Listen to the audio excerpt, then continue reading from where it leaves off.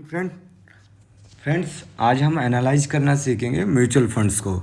जैसे कि कुछ भी करने से पहले मैं आपको बता देता हूँ, मेरा चैनल सेबी रजिस्टर्ड नहीं है और ना ही मैं कोई टिप्स देता हूँ, ना ही आपको बताता हूँ। कृपया कोई भी डिसीजन लेने से पहले या तो खुद एनालाइज करें या अपने फाइनेंशियल एडवाइज़र से सलाह लें। और इसमें मैं अपना पर्सनल व्यू शेयर करना चाहता हूँ, जो मैं पर्सनली करता हूँ। पर्सनली जब भी मैं कोई म्यूचुअल फंड चूज करता हूँ तो म्यूचुअल फंड के लिए मेरे को सबसे सिंपलेस्ट जो ऐप लगती है वो ग्रो लगती है, क्योंकि ग्रो के ऊपर इसमें ट्रांजैक्शन फ़ीस, होल्डिंग फ़ीस, यहाँ तक कि मेंटेनेंस फ़ीस कुछ भी नहीं लगती है। It's all about zero. इसको यहाँ तक कि इसको एनालाइज करना भी बहुत आसान है। अब हम जस्ट एक म्यूचुअल फंड के थ्रू में एनालाइज करना सीखेंगे कि किस तरीके से हमें म्यूचुअल फंड्स को एनालाइज करना चाहिए। सबसे पहले हम ICI Prudential equity and debt fund direct growth को हम एनालाइज करेंगे। तो जैसा कि आप देख सकते हो, अगर हम यहाँ ऊपर देख रहे हैं in screen ICI Prudential equity and debt fund direct growth, नीचे लिखा आ रहा है वेरी हाई रिस्क हाइब्रिड और एग्रेसिव हाइब्रिड है ये। मतलब ये देख के ही पता चल रहा है कि फंड में जो वेरी हाई रिस्क है, अप एंड डाउन ज़्यादा चलते हैं। और इसके जो यहाँ पे हम नीचे इंटरफेस आ रहा है, इसमें हम देख सकते हैं कितने टाइम पीरियड में क्या रिटर्न इसने दिए हैं।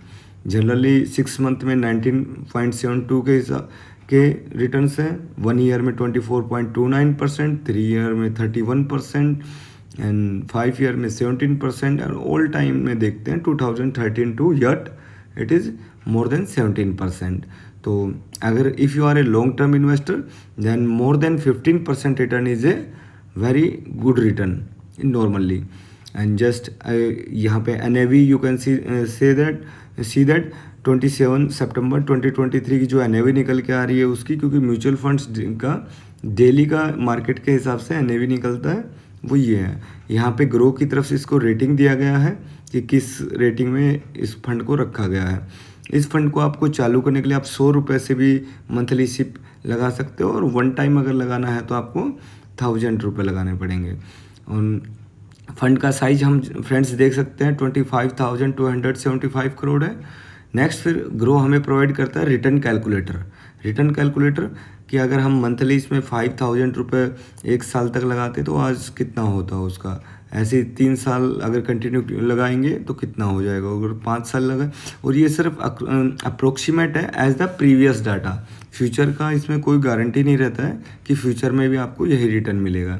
सेम वन टाइम भी आप चेक कर सकते हो कि अगर वन टाइम में अगर 20,000 लगाया होता तो अभी 1 साल पहले ये, अगर 3 साल पहले लगाया होता तो ये, और 5 ईयर पहले लगाया होता तो उसका आज 125% अमाउंट बन चुका होता।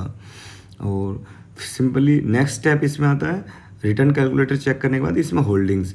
ये ग्रो का सबसे अच्छा फीचर है, इसमें आप सारे होल्डिंग्स देख सकते हो कि उन्होंने आपका जो फंड लिया हुआ है उसमें से किस किस स्टॉक्स में कितना % इन्वेस्ट करके रखा हुआ है। तो ये फीचर मेरे को बहुत ही अच्छा लगता है देखने में, क्योंकि इससे हमें पता रहता है, ट्रैक कर सकते हैं कि भाई हमारे म्यूचुअल फंड क्या कहाँ इन्वेस्ट कर रहे हैं। एंड सेकेंडली हम इसके पीयर कंपेरिजन्स जो भी हैं, भाई आईसीआई पीयर का मतलब इसके जैसे ही फंड और है मार्केट में वो कौन से हैं और उनका रिटर्न क्या आ रहा है, 3 ईयर क्या है, एक्सपेंस रेशो क्या है, फंड साइज़ क्या है, सब कुछ यहाँ पे नॉर्मली दिख जाता है। भाई किसका एक्सपेंस रेशो ज़्यादा हाई है, ज़्यादा हम कम वाला चूज़ कर सकते हैं। हमें अलग अलग सुविधाएं प्रोवाइड की जाती हैं यहाँ पे। और जनरली हमें सबसे इम्पोर्टेंट थिंग जो होती है, अगर हम लॉन्ग टर्म इन्वेस्टर हैं तो हमें एक्सपेंस रेशो बहुत अफेक्ट करता है। जब ये धीरे धीरे करके जब हमारा अमाउंट लाखों में फिर करोड़ों में जब जाता है तो एक्सपेंस रेशो बहुत मायने रखता है। तो एक्सपेंस रेशो अगर हम इन डायरेक्ट फंड्स में बात करें तो नॉर्मली 1% के नियर अबाउट रहता है, और अगर हम कोई इंडेक्स रिलेटेड फंड लेते हैं तो वहाँ पे 0.30% या 0.13%, मतलब इंडेक्स फंड में एक्सपेंस रेशो कम रहता है। एंड फंड मैनेजमेंट जो करने वाले उनका पूरा डिटेल रहता है कि भाई कौन कौन इस फंड को मैनेज कर रहा है, कैसे कैसे मैनेज कर रहा है, कोई इसका क्या हिस्ट्री है, सारी डिटेल यहाँ पे ग्रो के द्वारा दी जाती है। एंड फंड हाउस और इन्वेस्टमेंट का जो अगर रैंक देखें, जैसे अब हम ICICI प्रूडेंशियल म्यूचुअल फंड देख रहे हैं, तो ऑल ओवर इंडिया इसकी रैंकिंग 3 आ रही है और टोटल एसेट अंडर मैनेजमेंट इसके 4,70,644 करोड़ आ रहे हैं। तो ये सब कुछ चेक करते हो और क्राइसिल की रेटिंग वगैरह एग्रेसिव है क्या, पूरा हमें यहाँ पे दिखाया जाता है। और और जो अदर सेम प्लान है कि भाई इसी प्लान में जो सेम फंड हो वो भी दिखाए जाते हैं। तो जनरली क्या है, हमें बेसिक जब भी हम कोई फंड खरीदते हैं तो हमें पता होना चाहिए हम वो शॉर्ट टर्म के लिए खरीद रहे हैं या लॉन्ग टर्म के लिए, क्योंकि उसके ज़रिए हमें फिर एक्सपेंस रेशो के अंदर में जो एग्जिट लोड है, अगर इसमें अगर 1 साल से पहले आप बेचते हो तो उसमें एक्स्ट्रा 1% चार्ज लगता है अगर मोर देन 30% से आप ज़्यादा क्वांटिटी बेच रहे हो।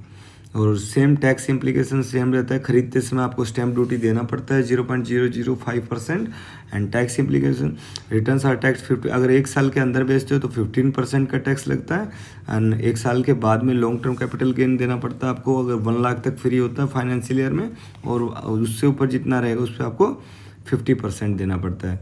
तो इस प्रकार दोस्तों हम इजीली किसी भी म्यूचुअल फंड को अपने रिस्क रिवार्ड मैनेजमेंट के हिसाब से कैरी कर सकते हैं। एंड अगर जहाँ तक मेरा विचार है, हमें म्यूचुअल फंड अगर करना है तो वही है कि लॉन्ग टर्म के लिए करना चाहिए, क्योंकि लॉन्ग टर्म में ये एक अच्छी वेल्थ आपको जनरेट करके दे सकता है।